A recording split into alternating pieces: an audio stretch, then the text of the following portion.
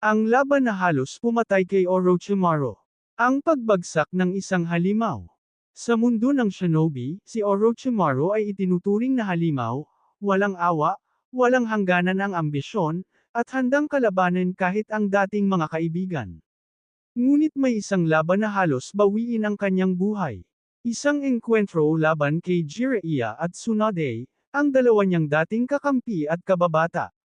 Sa labang ito, hindi lamang pisikal ang sugatan, kundi pati ang emosyonal na sugat na hindi na muling maghihilom.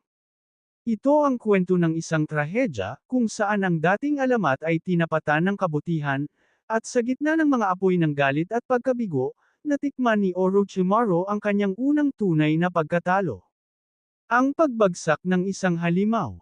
Matapos pagtaksila ng Konoha at gawin ang ipinagbabawal na jutsu, si Orochimaru ay nagtagong muli, nagplano, at nagpalakas. Ngunit hindi niya inaasahan na ang kanyang sariling nakaraan ang hahabol sa kanya. Matatagpuan siya ni Jiraiya, ang kanyang dating kaibigan, sa isang abandonadong hideout sa labas ng Fire Country. Kasama niya si Tsunade, na sa kabila ng sakit ng nakaraan, ay pinili pa ring lumaban. Jiraiya, Orochimaru, bakit ka ganyan? Hindi pa ba sapat ang mga nawala sa atin? Orochimaru, ang mga mahihinang emosyon na yan ang dahilan kung bakit hindi kayo umangat. Ako ang tunay na susi sa kaalaman at kapangyarihan.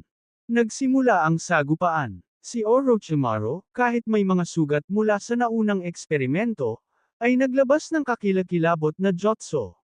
Kuchiyos, Edo Tensai, ngunit pinigilan ito ni Tsunade, sa pamamagitan ng isang precision attack, gamit ang chakra-enhanced strength.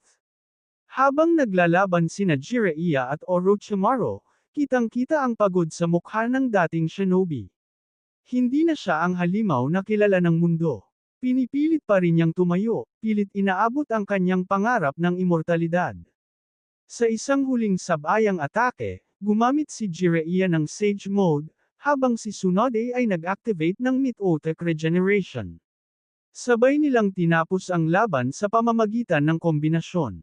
Toad Flame Bomb, at isang Heaven-piercing punch mula kay Tsunade. Lumuhod si Orochimaru, duguan, nang hihina. Orochimaru, kayo, dalawa, hindi pa rin kayo nagbabago. Napakahina nyo, pero bakit? Tsunade, dahil kahit kailan, ang tunay na lakas ay hindi sa kapangyarihan. Nasa puso, at doon, umatras si Orochimaru. Sugatan, talunan, at hindi niya inasahan, takot ang una niyang naramdaman sa mahabang panahon. Ito ang laban na halos bumura sa kanyang pagkatao. Kung nagustuhan nyo ang kwento, sundan nyo lang palagi at abangan ang mga bago ko pang video.